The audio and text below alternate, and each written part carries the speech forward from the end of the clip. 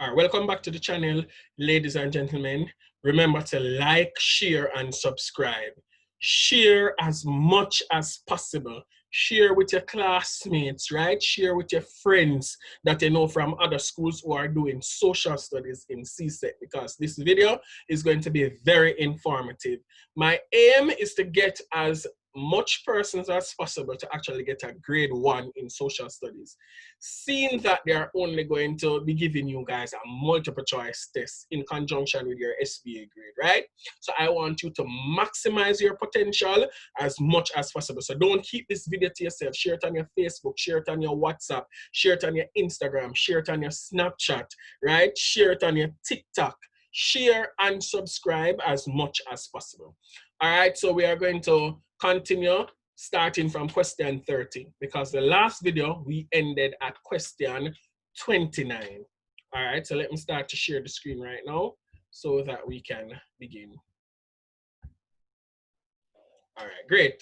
So question 30 says, which of the following actions best demonstrates patriotism? So you have to think about what patriotism is. If you don't know, don't fret, because you can make an educated guess, right?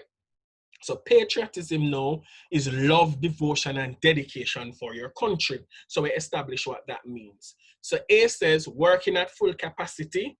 B says beautifying the surroundings. C says participating in national events. And D says wearing colors of the ruling party. Remember, we said that love, dedication, right, to your country. That is what patriotism is. So you're bigging up your country and do as much as possible to assist your country to be out there and to grow and to develop.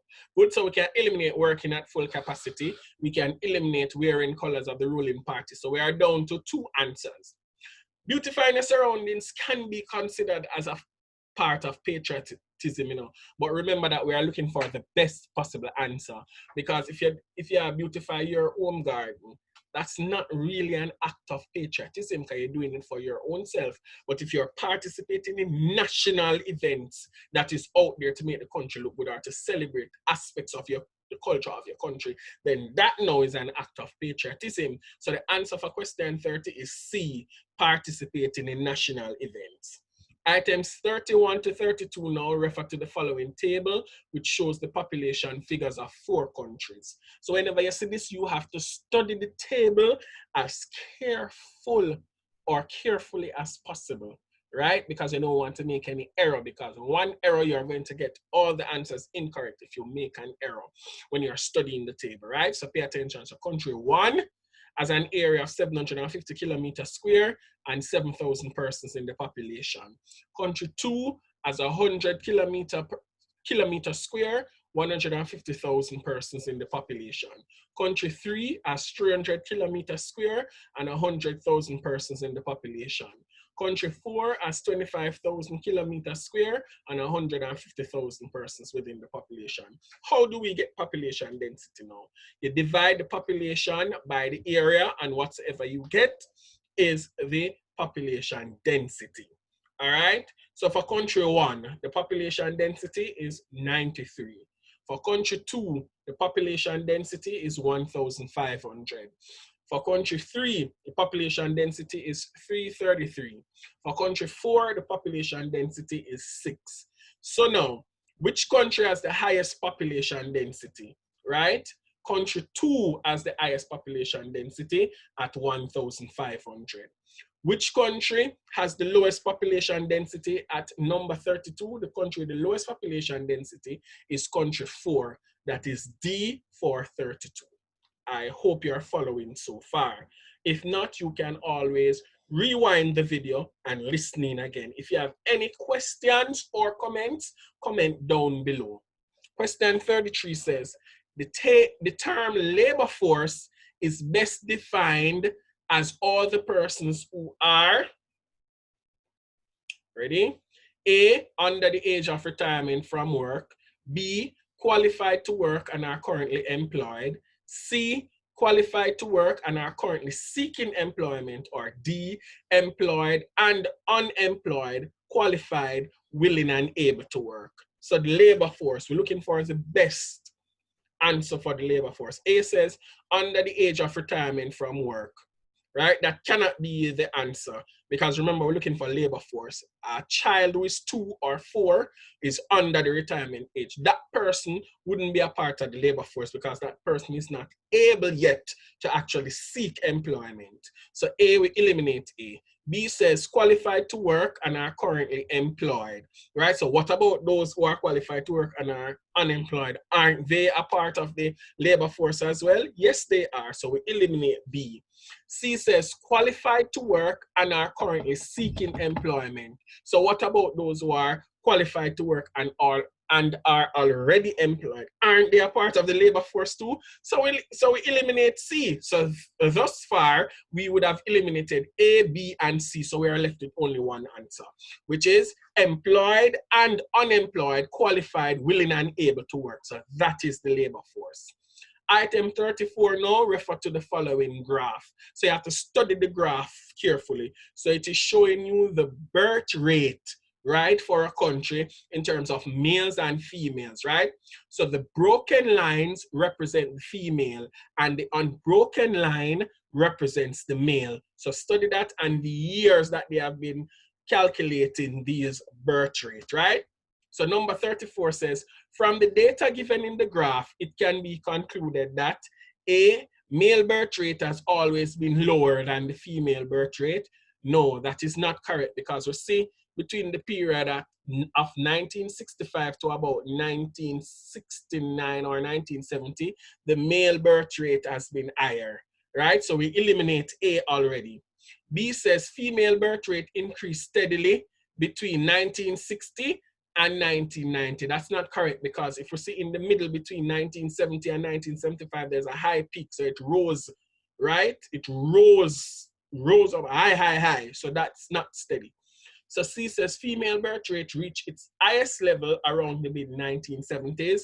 And D says male birth rate was higher than that of females between 1975 and 1980. So we are down to 2 answers. So look at the chart now and tell me what's the answer for question 34. So the answer for question 34 is C. Female birth rate reaches highest level around the mid-1970s. And when you look at the chart, that's when the female birth rate was at its highest. So very good so far. All right, we're moving on to question 35 now. All right, great.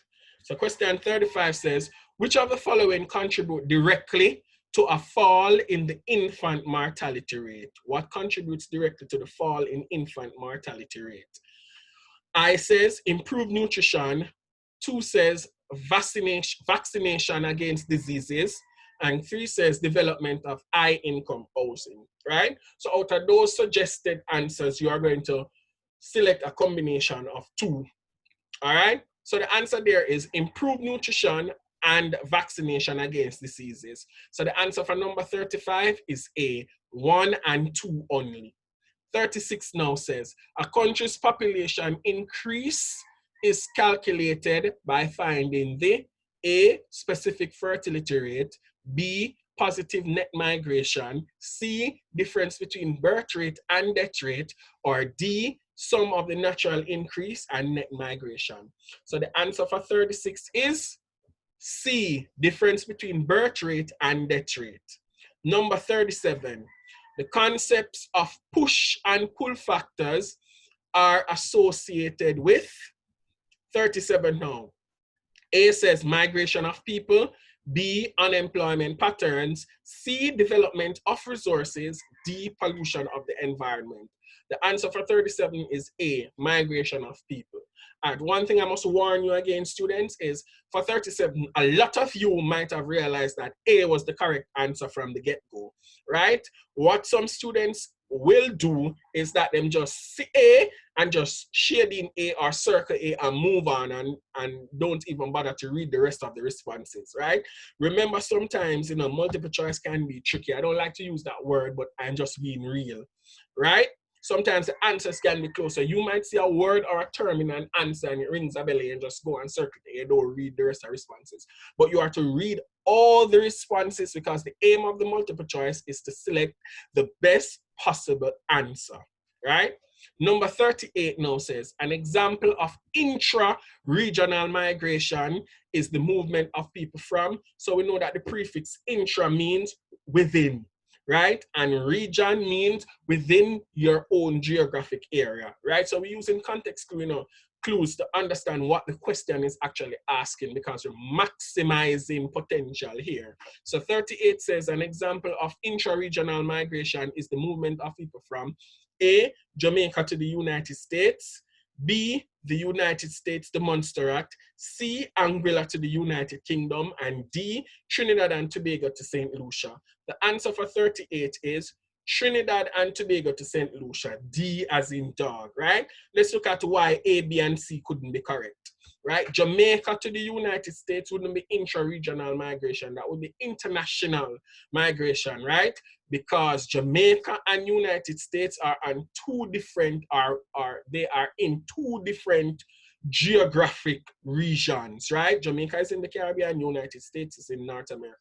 Same thing for B. United States is in North America, Montserrat is in the Caribbean, different geographical area. Same for C, Anguilla to the United Kingdom, two different geographic area. Trinidad and Tobago and St. Lucia, same geographic area, right? In the Caribbean, more so in the Lesser Antilles. Good? 39 says, which are the following factors which would discourage emigration? And remember that emigration is when you are moving from your country to go to another country to live. Good? So which of the following factors would discourage persons from leaving their countries to go somewhere else to live? A, high standard of living in the destination country. B, relaxed immigration laws in the destination country. Or C, availability of well-paid jobs in the country of origin. Or D, lack of economic opportunities in the country of origin. So the answer for 39 is C, availability of well-paid jobs in the country of origin, because it says what would discourage emigration. So if I have a well-paying job in my country, I wouldn't have the need to go somewhere else to live, because it means that I could take care of myself and my family in my country. Number 40 now says, healthy individuals are beneficial to a country's development because such individuals are more likely to be A, less critical, B, satisfied and contented, C, self-sufficient and self-reliant, or D, productive and effective workers. Remember, it says beneficial to a country's development, so the answer is D. They can be productive and efficient workers. Number 41 now says, which of the following changes is least likely to lead to the development of human resources of a country? What is less than likely to develop human resources? That is what 41 is asking. A, improved health services. B, increase in the cost of living. Or C, increase in the minimum wages. Or D, improved educational opportunities. So the answer for 41 is B as in boy, increased in the cost of living.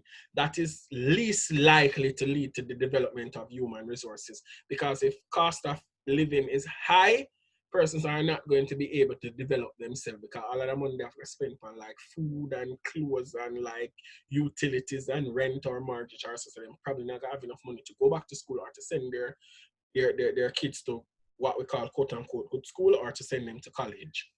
Okay, number 42 says, which of the following is not a reason for a government to develop the human resources of a potential country? Which of the following is not a reason for a government to develop the human resource potential of a country? A, providing skilled and productive workers. B, familiarizing citizens with new technology. Or C, developing creative and innovative thinkers. Or D, supplementing the labor force of foreign countries. So the answer for 42 is D, supplementing the labor force of foreign countries, right? That's not a reason for a government to develop the human resource potential of a country. All right, so let's move on now to question 43. This says, which of the following actions may be taken by an employer against workers during an industrial dispute? So if workers are striking, right, or they are not happy with their employers, right? What can the employee do? Sorry, what can the employer do? Good. A, strike. B, a sick out. C, a lockout. D, work to rule, right? Only one thing there that the employer can do, right? We can use the process of elimination if you are not familiar with these terms. So we know that strike is usually the employees who strike. So we know that one is out. A sick out, think about a sick out. Who would most likely go on a sick out? Employees. So we can eliminate that. So we are left with lockout or work to rule. If you don't know what work to rule is when persons are experiencing industrial disputes, right? And they actually, oh, that's my mother you're seeing in the video. And they actually decide that because they are not happy with their employers, right, they're only going to work the hours that they are scheduled to work. So they not do no overtime. So if they are to work from 8 o'clock in the morning until 5 o'clock, as 5 o'clock, them go home. So that is work to rule. So only one that is left that the employer can actually do, which is the lockout. So the answer for 43 is C, lockout. And that is when the employer is going to close the business and all the employees have to stay outside until them agree on certain terms and conditions. So answer for 43 is C, lockout. Number 44 now says, which of the following conditions does not contribute to unemployment? Which of the following conditions does not contribute to unemployment? A, increase in exports. B, increase in population. C, closure of businesses. Or D, inadequate educational facilities. So which one does not contribute to employment? Number 44 is A, increase in export doesn't contribute to unemployment. Increase in exports will actually create more employment and reduce unemployment. All right. Number 45 says, which is the most appropriate order of task for a job seeker? So if you're going to find a job or you want to find a job, you must arrange these suggested answers in the order that you will go about it. 1 says assess qualifications and experience for available jobs. 2 says collect information about available jobs. And 3 says write applications for the desired jobs. So what would you do first? All right, so the first thing to be done when looking for a job or seeking a job is to collect information about available job vacancies. Then now you assess your qualifications and experience for the available job. Then you write your application for the desired job. Good? So the answer for 45 is B, which is you collect the information, you assess your qualifications, then you write your resume. All right, good? Item 46 now is based on the following pie chart showing the revenue earning industries in CARICOM. All right, so look at the pie chart. So we see in petroleum, bauxite, manufacturing, tourism, agriculture, fisheries, forestry. Right? So 46 says, which of the following statements is not true according to the information provided in the chart? The mining sector, so we're looking for what is not true. So the mining sector earns more than the manufacturing sector. If we see that, that is actually true. We see that mining earns more than manufacturing. And mining there is referring to bauxite. Good. B says tourism, bauxite, and manufacturing combined earn more than petroleum. If you look closely at the pie chart, that is correct. C says bauxite and tourism earns less than petroleum, agriculture, fisheries, and forestry. That is also correct. Good. D now says that tourism and petroleum earn less than agriculture, fisheries, forestry, and manufacturing. That is not true according to the pie chart. So the answer for 46 is D. Tourism and petroleum earn less than agriculture, fisheries, forestry, and manufacturing. We actually had a dispute as teachers because we were disputing between A and D as in dog. But if you look closely at the pie chart, maybe with a microscope, or you go through it with a fine-tooth comb, you would see that D is incorrect and A is correct. Though they might seem close, but the answer is D as in dog. Number 47 now says, which of the following statements is true about marine life in the Caribbean? What is true? A, it is a renewable resource. B says it is an unlimited resource. C says it has no use as a tourist attraction. D says it is not important to person's diet. So the answer for 47 is A. It is a renewable resource. That is true. Now, we're on the last lap.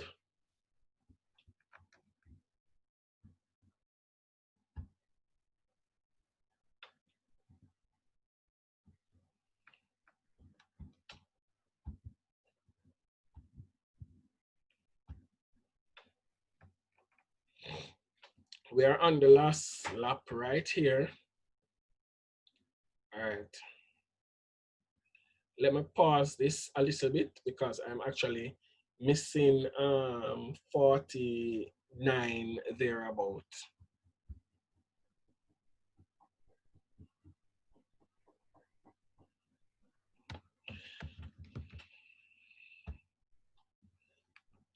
All right, let me find 49. Apparently, I didn't put it on this PowerPoint. I don't know why. All right, so I'm actually reading from my phone, right? From 48 onward. So 48 says, most Caribbean countries remain producers of primary products, mainly because A, they are agriculturally based, B, they possess few mineral resources, their labor forces are largely unskilled, and D says they lack the means to process their resources. So the answer for 48 is D. They lack the means to process resources. So that is why they produce primarily primary products. And we know that primary products deals with extraction. Good.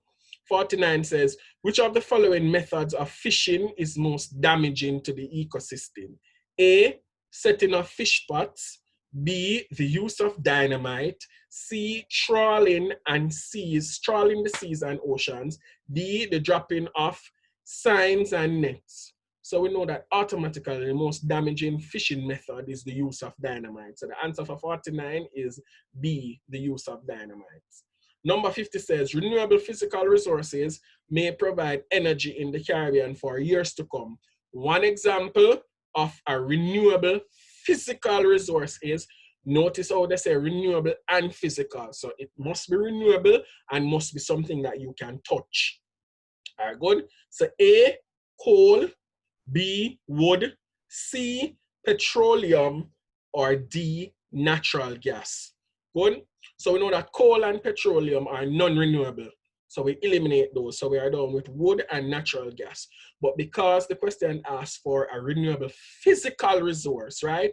Natural gas is renewable, but it is not a physical resource. You can't actually touch it, right? Wood now is physical because you can actually touch that. So the answer for question 50 is B, wood. Number 51 now says, which of the following CARICOM groups is made up of prime ministers, executive presidents, or chief ministers? Which CARICOM group, right? This is actually the most powerful organ of CARICOM.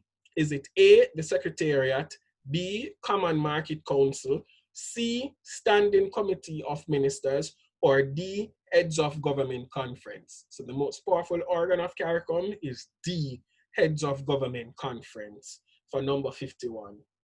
Great. All right, so we're moving on now to number 52. Which of the following is the most important aim of trading arrangements within CARICOM? The most important aim of trading arrangements in CARICOM, is it A, to promote economic development in the region, B, to increase the markets and revenue of larger territories, C, to ensure that goods from outside the region become cheaper, or D, to increase travel and contact among the people of the region? So what is most important in terms of trading arrangements for CARICOM? The answer for 52 is A, to promote economic development in the region. Because if, say, increase market revenue for larger territories, then smaller territories won't benefit. So that can't be the answer, right? To ensure that goods from outside the region become cheaper, if that happens, then CARICOM territories would not benefit. It means that outsiders would make more money because their goods would be cheaper, and B, to increase travel and contact among people. Yeah, that wouldn't make any sense for economic development. Great. 53 now says, which of the following factors hinders cooperation among CARICOM states? So what would prevent or slow down cooperation among CARICOM states?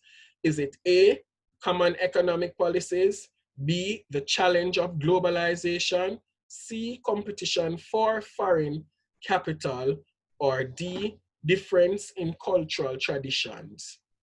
All right, so let's eliminate A, common economic policies. No, that wouldn't hinder cooperation.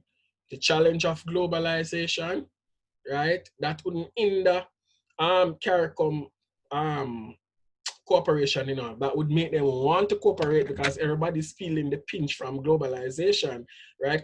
Competition for foreign capital, and the difference in cultural traditions, right? So the answer is C, competition for foreign capital, right? So that would actually hinder cooperation because it means that all CARICOM states are competing for the same kind of capital from overseas countries or territories. Good. 54 says, which of the following institutions of CARICOM is responsible for the economic activities of the community?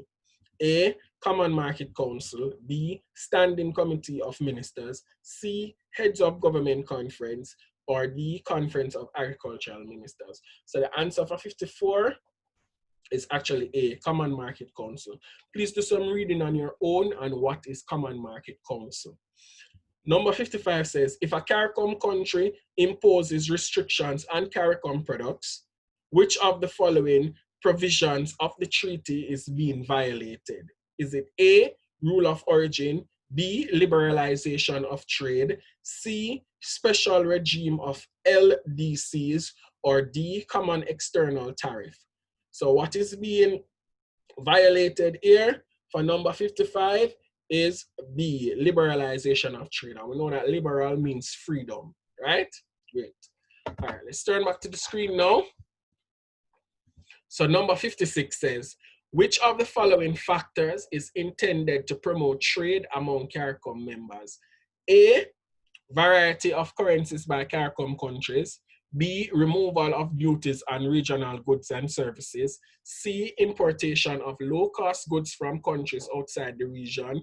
Or D, production of similar goods and services in various member states. So the answer for 56 is B, removal of duties on regional goods and services. Globalization, number 57, is characterized by all of the following except, so 3 of them characterizes globalization except 1. So you're looking for the one that globalization is not characterized by. So be careful.